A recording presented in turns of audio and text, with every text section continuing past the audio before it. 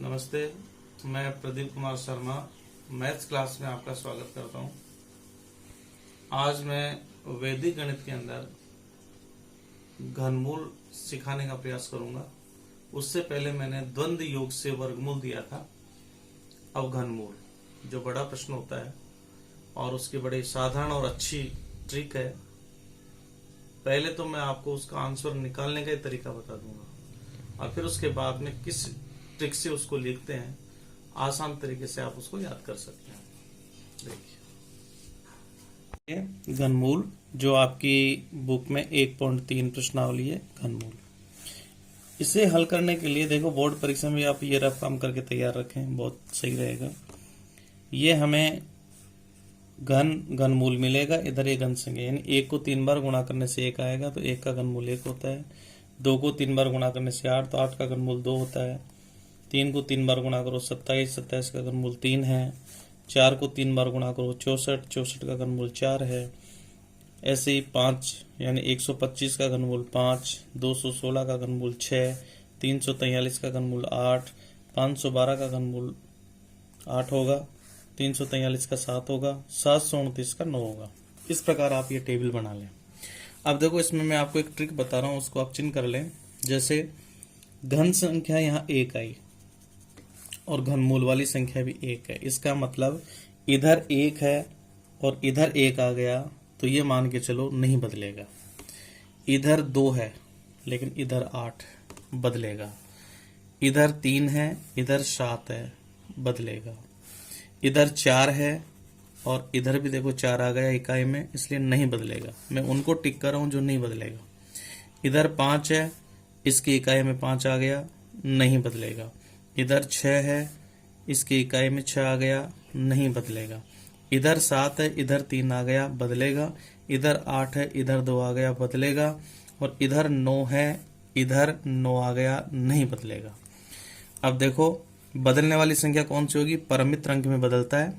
जैसे इधर 2 है तो 2 बदलेगा 8 में और 8 बदलेगा 2 में, तो एक साथ याद हो जाएगा, ये बदलने वाला है। इधर 3 है, 3 बदलता है 7 में और 7 बदलता है 3 में, तो ये भी बदलेगा। ये नहीं बदलने वाले हैं। और फिर देखो, इधर 7 बदलेगा 3 में, 8 बदलेगा 2 में। तो कहने का मतलब ये हुआ कि हमारे पास बदलने वाली संख्या आती है 2 बदलता है 8 में।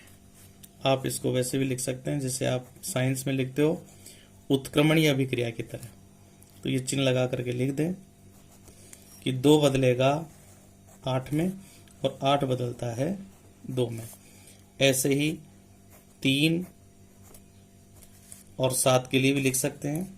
3 बदलेगा 7 में और 7 बदलेगा 3 में।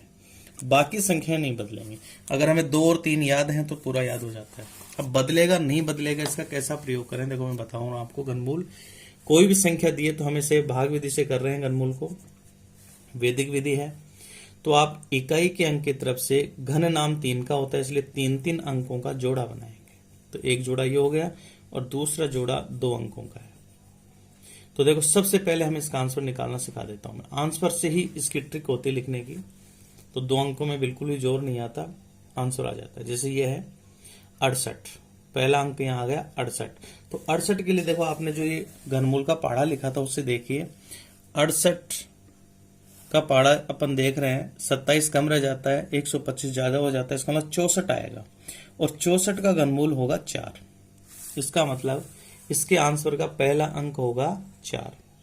तो ये जो पहला जोड़ा होता है इसका तो अपन देखते हैं घनमूल के पहाड़े से, इससे।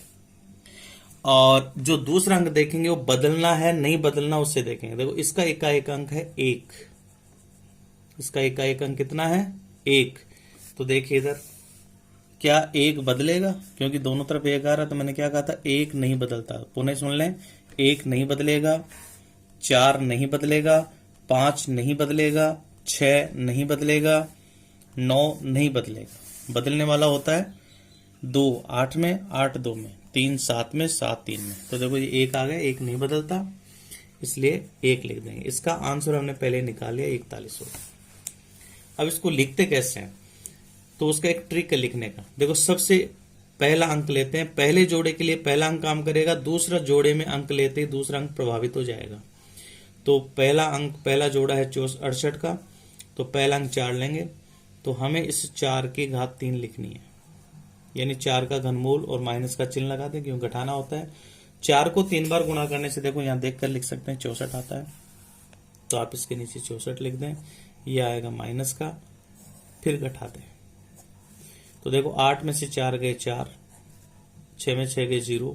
अब हमें क्या करना है, दूसरे जोड़े का पहला अंक उतारना है, यानी 9 एक साथ नहीं उतरेगा, एक एक अंक उतरेगा। दूसरा अंक उतारते दूसरी संख्या प्रभावित हो गई 1। अब इसको लिखने की एक ट्रिक है। अब हम इस संख्या को 41 को कैसे मानेंगे, 41 में 4 होता है पहला अंक और 1 होता है दूसरा अंक, उसके हिसाब से चलेंगे। तो घनमूल में देखो 3 से गुणा तो करना ही करना है, इनटू पहला अंक 4, तो 4 की घात लिखेंगे 2, गुणा दूसरा अंक 1 है, 1 की घात 1 लिख देंगे, ताकि घात का योग 3 होना चाहिए।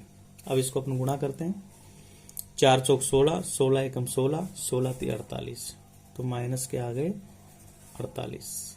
अब इसको भी आप घटा दें, 1 बचेगा। फिर आप यहां दूसरा अंक उतारें दूसरे जोड़े का, तो 2 आएगा।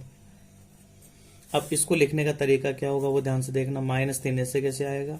अब की बार अपन क्या करेंगे, पहली संख्या जो 4 थी उसकी घात तो लिखेंगे 1, और जो दूसरी संख्या 1 थी उसकी घात लिखेंगे 2, तो टोटल घात हो गई 3।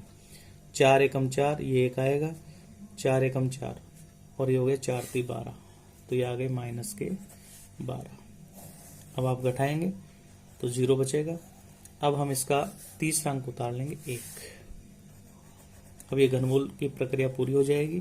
तो देखिए यहाँ हमने पहले अंक की घात 2 लिखी, दूसरे की 1, फिर यहाँ पहले की 1 लिखी, दूसरे की 2 लिखी। अब जो दूसरा अंक था उसकी 1 घात भी होगी, 2 घात भी होगी। अब हम इसकी घात लिख देंगे 3, और -1 को 3 बार गुणा करने से माइनस का 1 आता है। इस प्रकार ये आपका घनमूल पूरा हुआ। तो इसका उत्तर आ गया 41। ऐसे देखो अपन दूसरा देखते हैं और भी समझ में आ जाएगा। इधर से अपन इसका जोड़ा बनाते हैं,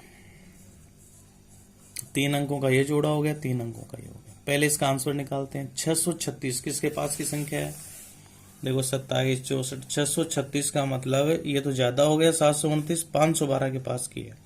512 का घनमूल होता है 8, इसका मतलब इसका पहला अंक होगा 8, और यहाँ इकाई के अंक में आ रहा है 6।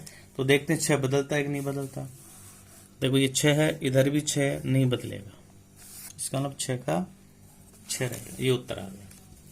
अब इसको लिखने का वही तरीका है, पहला अंक 8 है, 8 की घात लिखेंगे 3, तो 8 को 3 बार गुणा करने से अपने पास आता है 512, तो ये माइनस के लिख देंगे 512। फिर घटाएंगे, तो घटाने पर देखो 6 में से 2 गए 4, 3 में से 1 गया 2, और 6 में से 5 गया 1। अब पहला अंक उतारेंगे, ये अंक उतारते ही दूसरा जोड़ा आ गया तो दूसरी संख्या शामिल हो जाएगी। तो पहली संख्या 8, दूसरी संख्या 6, लिखने का वही तरीका, 3 गुणा पहली संख्या 8, 8 की घात 2, गुणा दूसरी संख्या 6, इसकी घात 1। अब ऐसे तो दिक्कत आती है, इसलिए अपन देखो टुकड़ों में गुणा कर लेते हैं। 8 × 64, और ये हो गया 36 18, तो 64 और 18 को गुणा कर दें, 8 चौक 32, 8 छक 48, और 3 51, 1 से गुणा करेंगे तो ये 4, ये 6, 2 5 11, तो ये आएगा 1152। ये माइनस का होगा। फिर घटा दें, 10 में से 2 गए 8 या 3 हो गए, 13 में से 5 गए 8, अब ये 0 बचेगा। अगला अंक फिर उतार लें, तो ये 5। अब लिखने का तरीका क्या होगा, -3 तो आएगा ही आएगा, 8 की घात 2 लिखी थी वो तो हो जाएगी 1, और 6 की घात हो जाएगी 2, तो यहाँ पर ये हो जाएगा 6 6 36, तो 36 तो 1 हो गया, और 8 एकम 8, 8 × 24, 24 से गुणा कर देंगे, 6 चौके 24, और 4 × 12, और 2 हो गए 14, और 36 दोनों 72, तो यह आएगा 4 6 8, तो अपन यहाँ लिख देंगे 864। ये माइनस, इसको भी घटा दें तो ये बचेगा 1, 8 में से 6 गए 2। अब हम इसका लास्ट का अंक ये 6 उतार लेते हैं। अब हमें पता है अपनी ये प्रक्रिया यहाँ पूर्ण हो जाएगी, क्योंकि देखो 6 की घात 1 हो गई, 6 की घात 2 भी हो गई। अब यहाँ लिखेंगे 6 की घात 3। तो 6 को 3 बार गुणा करने से देखो अपने पास आता है 216। तो ये 216 आ जाएंगे माइनस के। तो इस प्रकार आप ये घनमूल निकाल सकते हैं। तो इसका आंसर हो जाएगा 86। यानी घनमूल करने से पहले हमें इसका आंसर निकालना जरूरी होता है। तो इस प्रकार आप ये घनमूल कर सकते हैं। धन्यवाद।